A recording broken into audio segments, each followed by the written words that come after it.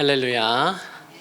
하나님께서 이 아침에 저와 여러분에게 친히 말씀하시고 또 계시하시고 무엇보다 곤고한 우리의 마음을 위로해 주시기를 주님의 이름으로 축원합니다. 형통한 날에는 기뻐하고 곤고한 날에는 되돌아보아라. 하나님께서 이 두 가지를 병행하게 하사 사람이 능히 자기의 장래일을 헤아리지 못하게 하셨느니라. 이와 비슷한 말씀이 신약에 가면 야고보서 5장 13절에 가면 너희 중에 고난당하는 자가 있느냐? 그는 기도할 것이요 즐거워하는 자가 있느냐? 그는 찬송할지니라 하는 말씀이 있지요. 분명한 두 가지를 우리에게 대조해 주는데 고난당할 때가 있고 또 즐거워할 때가 있다. 또 형통할 때가 있고 곤고할 때가 있다는 거예요. 그런데 그 이어지는 말씀에 뭐라고 합니까? 이 두 가지를 하나님이 병행하게 하셨다. 무슨 말이죠? 이게 뭘 가르쳐 줄까요? 우리가 할 수 있는 건, 사람이 할 수 있는 건 형통할 때는 기뻐하는 것, 또 곤고할 때는 되돌아보는 거예요. 고난당할 때는 기도하는 거고요, 즐거울 때는 찬송하는 거예요. 이건 우리가 하는 거고, 근데 하나님께서 어떻게 하셨다고요? 인생에게 이 두 가지를 병행하게 하셨다. 무슨 말씀이죠?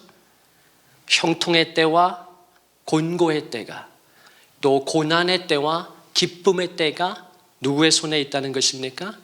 하나님의 손에 있다는 거예요. 하나님은 어떤 인생도 형통케만 하지 않으시고 또 어떤 인생도 고난 속에만 있지 않게 하시고, 하나님은 모든 인생에게 그 두 가지를 병행하게 하셨다. 성경은 이 하나님의 주권을 가르쳐 줘요. 이사야 45장 7절에 보면 하나님께서 이렇게 말씀하시죠. 나는 빛도 짓고 어둠도 창조하며 나는 평안도 짓고 환난도 창조하나니 나는 여호와라. 이 모든 일을 행하는 자니라 하는 말씀이 있어요. 하나님이 하신 말씀인데, 나는 빛도 짓고 어둠도 창조해. 나는 평안도 짓고 환난도 창조해. 나는 여호와라. 이 모든 일을 행하는 자다. 그러니까 하나님께서 하나님 자신을 드러내시는 거예요. 우리는 성경을 통해서 우리가 만든 하나님이 아니라 우리가 관념적으로 하나님은 이러이러해야 해 라고 생각하는 그 하나님을 만들어 놓고 생각하고 기도하고 믿는 것이 아니라 성경이 계시하는 그 하나님을 믿음으로 받아들이고 또 깨닫고 기도하는 것인데, 우리 하나님은 주권자라는 걸 성경은 가르쳐 주는 거야. 이 두 가지를 하나님께서 병행하게 하셨다. 그런데 왜 그렇게 하셨습니까? 이제 그 이유가 이 전도서 7장 14절의 마지막 부분에 나오는 거예요. 왜 그렇게 하셨죠? 사람이 그의 장래일을 능히 헤아려 알지 못하게 하셨느니라. 무슨 말씀입니까? 사람은 한치 앞을 알 수 없다는 거예요. 하나님께서 그렇게 만들어 놓으셨다는 거예요. 우리는 한치 앞을 알 수 없어요. 5분 뒤의 일을 알지 못합니다. 하루에도 좋은 일이 있어서 내가 하루를 기분 좋게 시작했는데 그만 몇 시간 지나지 않아서 또 그냥 내 기분을 확 잡치는 일도 생기고, 오늘은 뭔가 이렇게 되게 안 좋게 시작했는데 뜻하지 않게 갑자기 마음이 또 좋아지고 또 반가운 소식이 들려오기도 하고, 하루에도 수없이. 그래서 영어 표현 중에 이제 그런 표현이 있는데요. Life is full of ups and downs. 그런 말이 있죠.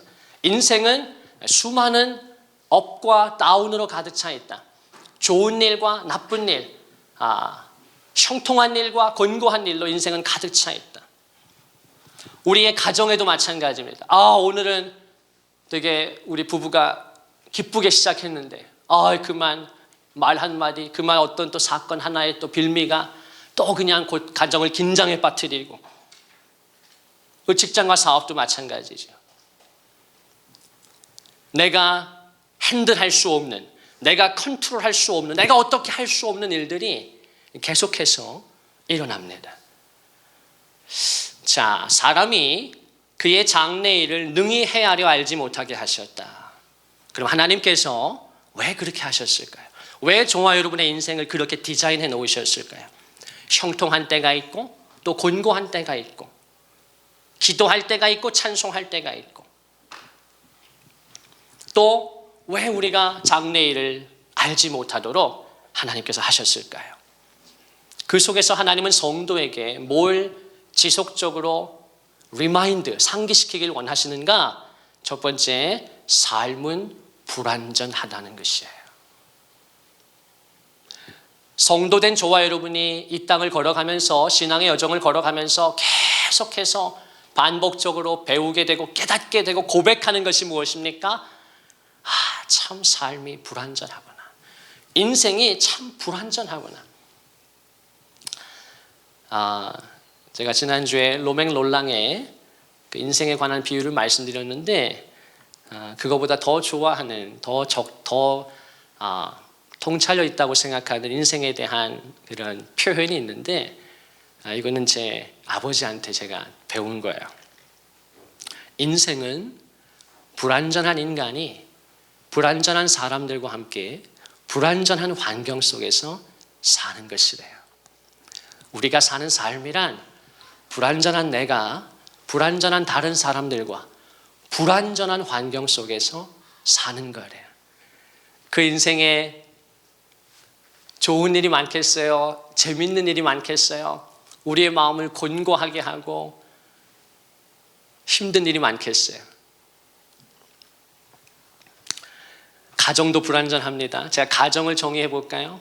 불완전한 남편이 불완전한 아내와 함께 불완전한 환경 속에서 사는 거예요. 그 가정이에요. 불완전한 아내가 불완전한 남편과 함께 불완전한 부모님, 또 불완전한 자녀들을 데리고 불완전한 환경 속에서 사는 거예요. 그래서 가정에 어려움이 있는 거예요. 고통이 있는 것이에요. 교회가 뭔지 아세요? 불완전한 목사가 불완전한 성도들과 함께 불완전한 환경 속에서 신앙생활하는 공동체가 교회예요. 그 교회에 어려움이 있는 거예요. 여러분 직장과 사업도 다 마찬가지. 그러면 하나님이 왜 그렇게 하셨을까요? 왜 우리의 가정을 그렇게 만들어 놓으셨을까요? 왜 남편과 아내를 불완전하게 하셔서 갈등이 있게 하셨을까요? 정말 사랑하고 싶은데, 우리가 금요일 날 읽었던 골로새서 3장의 말씀처럼 정말 아내들아 남편에게 복종하라, 주 안에서 이것이 마땅하니라. 남편들아 아내를 사랑하며 아내를 괴롭게 하지 말아라. 정말 우리가 그 말씀에 순종하고 싶은데, 우리 자녀들은 그 말씀에 뭐가 있어요? 우리 부모님과 같이 읽었는지 모르겠는데, 자녀들아 너희 부모에게 순종하라. 이것이 주 안에서 옳으니라. 부모들은 너희 자녀를 노엽게 하지 말아라. 우리가 정말 이렇게 하고 싶은데, 이렇게 살고 싶은데, 이게 하나님이 만들어 놓으신 원리이고 가장 아름다운 가정의 모습이잖아요. 내가 그렇게 원하는데 정말 아내를 사랑하고, 이제 공동체가 같은 성경 읽기 하니까 얼마나 좋은지 모르겠어요. 우리 지난주에 읽었던 에베소서 5장 말씀에는 그 말씀이 또 제가 평소에는 이렇게 또 스킵 이렇게 잘 지나갔었는데, 그날은 또 우리 마음을 담아서 우리 같이 읽어서 들어오더라고. 그 말씀엔 특별히 남편에게 주시는 말씀 속에 아내를 사랑하되 자기를 사랑하는 것 같이 해야 된다. 아내를 사랑하는 것이 곧 자기를 사랑하는 것이다. 여러분, 저와 여러분이 다 그렇게 살기를 원하는데, 문제는 어디에 있어요? 이게 됩니까? 내 의지로 되나요? 내가 노력한다고 되는 일인가요? 이게 어렵다는 것이에요. 아내가 정말 남편을 인정해주고 격려해주고 지지해주고 싶은데 쉽지 않아요. 그럼 왜 하나님은 그 가정을 그렇게 디자인하셨을까요?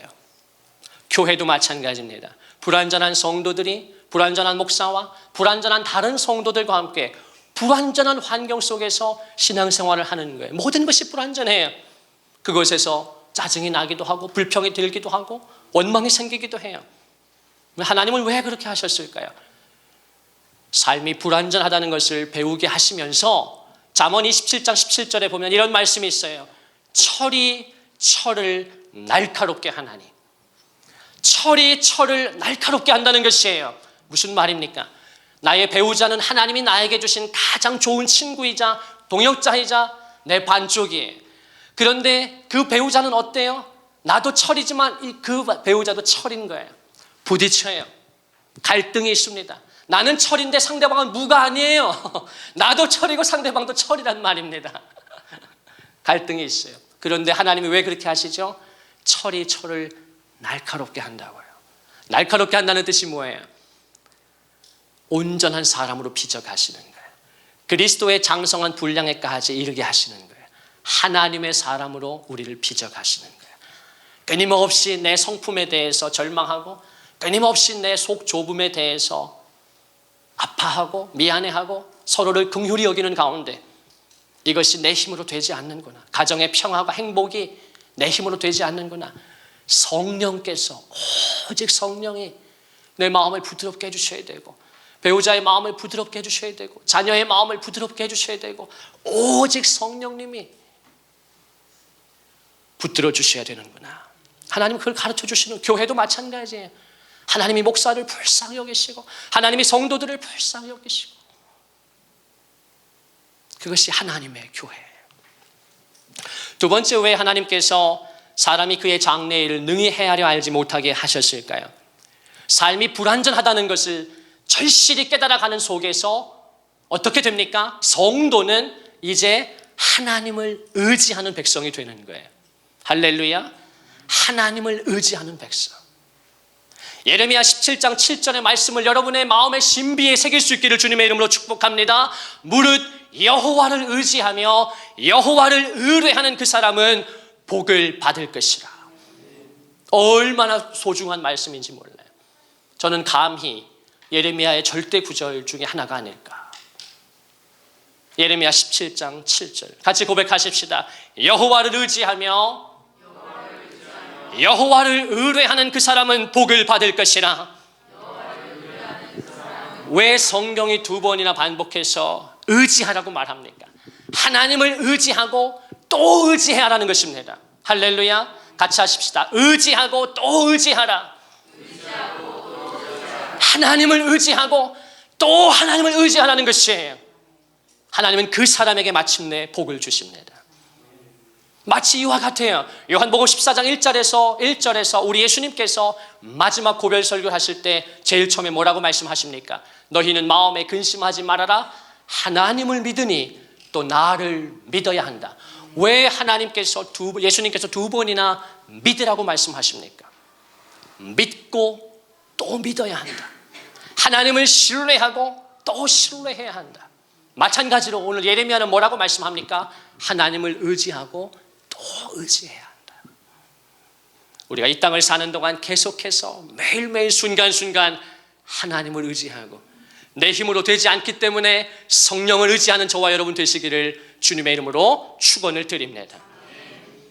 그 예레미야 앞에 10장에 보면 이런 말씀이 있어요. 23절에 여호와여 내가 알거니와 사람의 길이 자신에게 있지 아니하니 걸음을 지도함이 걷는 자에게 있지 아니하니이다. 여호와여 내가 알거니와 사람의 길이 자신에게 있지 아니하니 걸음을 지도함이 걷는 자에게 있지 아니하니이다. 너무 귀한 말씀인데 조금 어렵죠. 그래서 이 말씀을 쉬운 성경은 이렇게 조금 풀어놨어요. 여호와여 사람의 인생이 자기의 것이 아니라는 것을 깨달았습니다. 아무도 자신의 인생 행로를 결정할 수 없습니다. 하나님께서 그렇게 우리의 삶을 디자인해 놓으셨기 때문에 불완전한 삶을 살아가는 저와 여러분이 매 순간순간 하나님을 의지하고 하나님을 바라보고 하나님을 신뢰하고 또 하나님을 의뢰해야 되는 줄로 믿습니다. 그때 마침내 하나님 저와 여러분에게 은혜를 주십니다. 복을 주십니다. 말할 수 없는 위로와 평안과 기쁨을 주십니다. 지난주에도 보았습니다만 시편 90편 14절의 말씀에 뭐라고 막 약속합니까? 아침에 다윗이 뭐라고 기도합니까? 아침에 주의 인자하심이 우리를 만족하게 하사 우리를 일생 동안 즐겁고 기쁘게 하옵소서. 아침에 주의 인자하심이 우리를 만족하게 하사 일생 동안 기쁘고 즐겁게 하옵소서. 아멘. 저는 이것이 하나님의 자기 백성을 향한 본심이라고 믿습니다. 우리가 날마다 하나님을 의지할 때 하나님 우리에게 만족함을 주십니다. 일생을 보호하시고 기뻐하게 하시고 즐거움을 주시는 줄로 믿습니다. 마지막 세 번째, 하나님께서 왜 사람으로 하여금 장래일을 헤아려 알지 못하게 하십니까? 마지막 세 번째는 그래서 천국을 소망하게 하려는 것입니다. 삶이 불완전하고 한치 앞을 알 수가 없고 하루에도 몇 번씩 업앤다운이 일어나는 내 마음과 가정과 삶을 바라보면서 그 속에서 하나님께서는 하나님을 의지하게 하실 뿐만 아니라 천국을 바라보게 하시는 거예요. C.S. 루이스라고 하는 위대한 하나님의 사람이 있죠. 우리 아이들을 위해서는 나니아 연대기를 썼던 위대한 문학가이기도 하고 탁월한 하나님의 사람입니다. 그 C.S. 루이스가 아주 인생에 대한 귀한 통찰을 가르쳐 주었는데요. 만약 우리가 이 세상에서 참된 만족을 경험할 수 없다면 그것은 우리가 다른 세상을 위해서 지음받았다는 가장 확실한 설명이 될 것이다. 만약 우리가, 저와 여러분이 이 세상에서 참된 만족을 경험할 수 없다면 그것은 우리가 다른 세상을 위해서 창조되었다는 가장 확실한 설명이 될 것이다. 여러분 동의하십니까? 저는 굉장히 이 글귀에 동의가 됐어요. 우리가 살면 살수록 느끼는 것이 무엇입니까? 기대감이 사라져요. 점점 성숙해 간다는 건 어떤 의미에서는 불행한 거죠. 기대감이 없어지는 거예요. 아무것도 더 이상 기대하지 않게 됩니다. 바라지 않는 거예요. 너무 실망이 거듭되니까요. 아예 기대조차 하지 않는 거예요. 여러분, 이 땅에서 무엇이 우리에게 만족함을 줍니까? 어디서 참된 만족을 누릴 수가 있어요? 없어요. 이 세상에서 채워지지 않습니다. 그런데 하나님의 사람이 통찰했던 것이 무엇입니까? 아하, 이 세상이 나를 채워줄 수 없다면, 이 세상에서 내가 진짜 만족을 누릴 수 없다면, 가정에서도 교회에서도 내가 하는 어떤 일 속에서도, 여러분, 그것이 잘못되었다는 것이 아니라, 우리 가정이나 교회와 내가 하는 일이 잘못되었다는 뜻이 아니라 불완전하기 때문에 내가 만족을 누릴 수 없다면, 아하, 나는 이 세상을 위해서 지음받은 게 아니라 하나님은 나를 위해서 정말 본향을, 진짜 세상을 준비하고 계시는구나. 내가 왜 이 땅에서 계속해서 곤고함을 누리나? 왜 이 땅에서 만족이 채워지지 않나? 왜 이 땅에서 행복하지 못하나? 신기루를 잡는 것과 똑같은 것입니다. 신기루를 잡는 것이에요.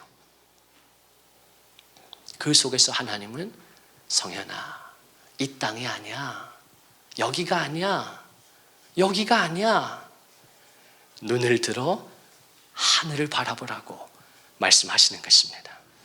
우리가 지난 금요일 날 공동체가 함께 읽었던 골로새서 3장에 뭐라고 말씀합니까? 1절부터 그러므로 너희가 그리스도와 함께 다시 살리심을 받았으면 위의 것을 찾으라.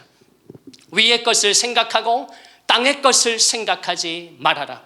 이는 너희가 죽었고 너희 생명이 그리스도와 함께 하나님 안에 감추어졌습니다.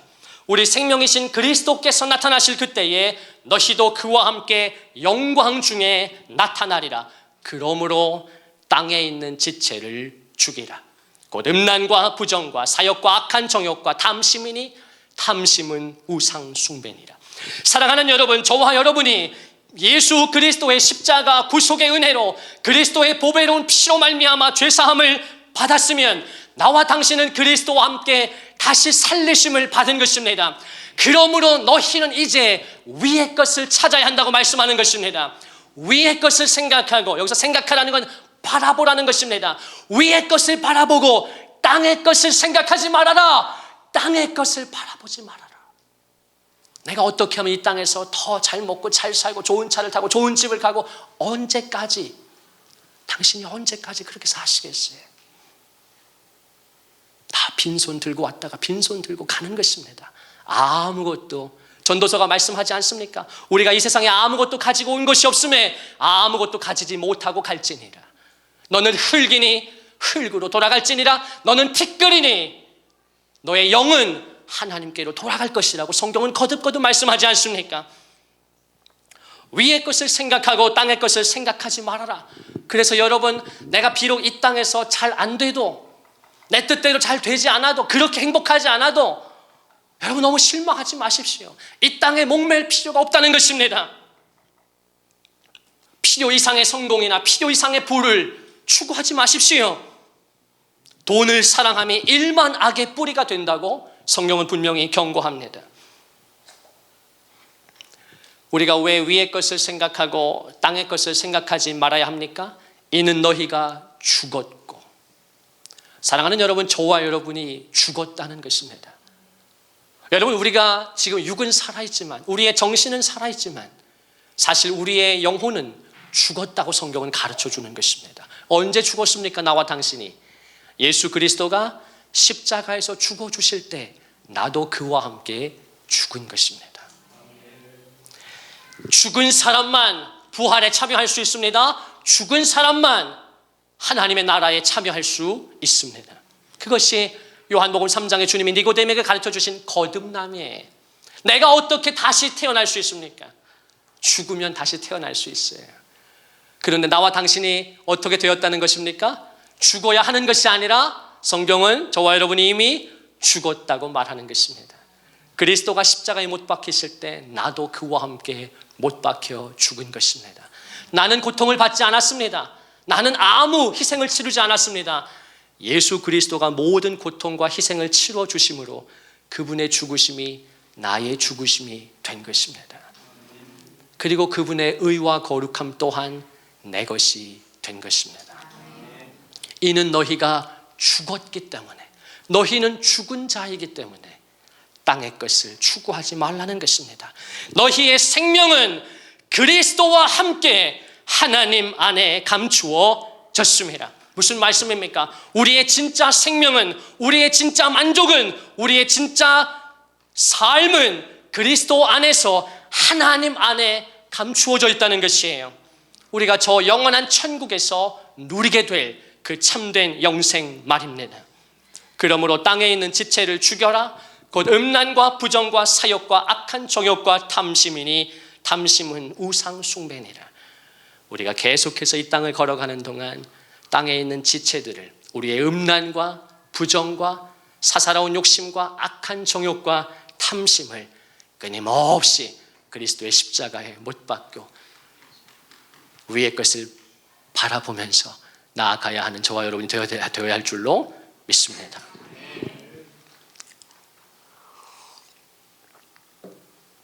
우리의 삶이 참 불완전합니다. 내 뜻대로 되지 않아요.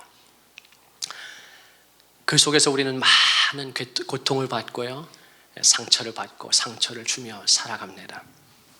왜 하나님께서 그렇게 하실까? 왜 그렇게까지 하실까? 우리가 금요일에도 제가 나누었습니다마는 우리 한동대학교에 돌아가신 김영길 초대 총장님, 그분의 사모님은 지금 여전히 살아계신데 그 김영애 권사님께서 그렇게 말씀하시죠. 그 한동대에 재정적인 위기가 있을 때마다 그 하나님의 학교를 세워보려고 몸부림치는데, 내가 주와 복음을 위해서 사는데 모든 걸 내려놓고 헌신했다고 생각했는데 하나님이 쉽사리 도와주지 않는 거예요. 하나님이 쉽사리 학교의 문제를 해결해 주지 않는 거예요. 그때마다 부부가 눈물로 기도합니다. 그런데 꼭 피가 마를 때까지 기도해야 하나님이 한 문제를 해결해 주시고 또 한 문제를 해결해 주시고, 산 넘어 산이잖아요. 얼마나 힘들어요. 한 번은 이 권사님께서 투정을 부리면서 하나님 왜 이렇게 하세요? 어차피 주실 거. 하나님이 그의 삶에 너무나 많은 기적들을 베풀어 주셔서 초자연적으로 재정의 문제를 다 그때그때 채워주시고 해결해 주셨는데, 하나님 왜 진작에 들어주시지 왜 이렇게까지 하세요? 내가 입술이 바짝 타들어갈 때까지, 피가 마를 때까지. 근데 하나님께서 그 권사님에게 그렇게 말씀하셨다는 거 아니에요. 나는 너희에게 속지 않는다. 나는 너희에게 속지 않는다. 내가 이렇게 하지 않으면, 내가 진작에 해결해주고 진작에 응답해주면 네가 과연 내가 했다라고 생각하겠느냐? 네가 끝까지 나를 신뢰할 수 있겠느냐? 나를 붙들 수 있겠느냐? 하나님이 마지막 순간까지 우리를 끌고 갔습니다. 제가 김병삼 목사님을 좋아하고 그분의 간증을 이제 자주 들었는데, 제가 또 다시 한번 그분의 간증을 들으면서 마음의 많은 위로와 또 이렇게 회복을 제가 경험했어요. 제가 환절기가 되면 이제 아무래도 힘들기 때문에 목소리도 어렵고 마음이 어렵고 불편하죠. 그러다가 김병삼 목사님의 설교를 제가 다시 듣게 됐는데, 이분이 이렇게 이야기하시는 거예요. 이분이 정말 지독한 그 종합병원과 같으시더라고요. 지금도 공황장애 약을 항상 가지고 다니시더라고요. 우울증에도 깊이 빠졌었고, 그 우울함을 어떻게 설명할 수가 없대요. 너무너무 우울하다는 거예요. 공황장애도 극심한 그 패닉에서도 이제 고통을 이제 경험했고, 지금도 늘 조심하면서 안고 간다는 거예요. 근데 그것만이 아니에요. 이분이 1년에도 한 2-5번씩 이석이 찾아오는 거예요. 이석이 오면 아무것도 사람이 할 수가 없다는 것이죠. 이분이 8년 동안 요로결석을 8번을 겪습니다. 8년 동안 8번을. 그래서 그때마다 이분이 하나님 앞에 절규했다는 거예요. 하나님 정말 나한테 왜 이러세요? 왜 이러세요? 근데 이분은 그게 너무 심해서 그냥 이 레이저로 깰 수 있는 게 아니고, 그 이제 전신 마취를 하고 그 이제 요로 관을 뚫고 요로 관을 들어가서 다 긁어내야만 하는 거예요. 그 돌을. 그러니까 얼마나 고통스럽겠어요. 그리고 한 달 가까이 뭘 차고 다녀야 돼. 그런 수술을 받고 나면 얼마나 고통스럽고 피폐하겠어요. 혈압도 문제가 있고 콜레스테롤도 문제가 있고 당뇨가 있고 심장도 안 좋으시대. 그 얘기를 쭉 듣는데 뭐 머리부터 발끝까지 성한 데가 없으셔. 성한 데가. 그분이 그 속에서 하나님 왜 이러세요? 나한테 정말 하나님 왜 이러세요? 내가 한눈 파는 거 아니고 정말 열심히 목회하려고 하는데, 정말 성도들을 잘 섬기려고 하는데, 이분이 굉장히 똑똑하고 이제 한동대에 원래 교수로 가기로 했다가 이제 아버지가 쓰러지셔서 이제 그 교회를 이제 맡게 됐잖아요. 굉장히 이제 똑똑하시고 이분의 열정이 보통 분이 아닙니다. 그런데 그런 분이 질병의 문제 때문에 뭐 좀 하려고 하면 스탑되고 하려고 하면 스탑되고, 그게 얼마나 고통스럽겠어요. 하나님 왜 이렇게까지 하세요? 왜 이렇게 하세요? 근데 그 수십 년의 세월 속에서 답을 찾았다는 거예요. 하나님 자기에게 이렇게 하나님의 마음을 주시더래요. 내가 그렇게 하지 않으면, 내가 그렇게 너를 붙들어 놓지 않으면 너 네 마음대로 할 거잖아. 너 네 마음대로 목회할 거잖아. 내가 너를 이렇게 하지 않으면, 내가 너를 이렇게 붙들어 놓지 않으면 너 네 마음대로 할 거잖아. 이 목사님께서 그걸 깊이 깨닫고, 목회는 정말 하나님이 허락하셔야 할 수 있는 거구나. 마치 지금은 1800개의 매장을 가지고 선교와 구제의 귀하게 쓰임 받지만, 사업에 실패하고 호떡 장사로부터 시작했을 때 그 최복희 대표님이 그 500원짜리 호떡 하나도 하나님이 팔게 해주셔야 팔린다고 그의 입에서 고백했던 것처럼, 목회도 마찬가지고 가정의 행복도 마찬가지고 자녀들의 안전도 마찬가지고, 저와 여러분이 하는 모든 일들이 하나님의 손에 있고 그분의 주권 아래에 있으며, 여호와를 의지하며 여호와를 의뢰하는 그것만이 하나님으로부터 복을 받고 만족을 얻게 되고 즐겁게 살아갈 수 있는 비결인 줄로 믿습니다. 그곳에서 인내하면서 그 하나님을 바라보면서 하나님을 의지하면서 달려가는 저와 여러분 되시기를 주님의 이름으로 축원을 드립니다.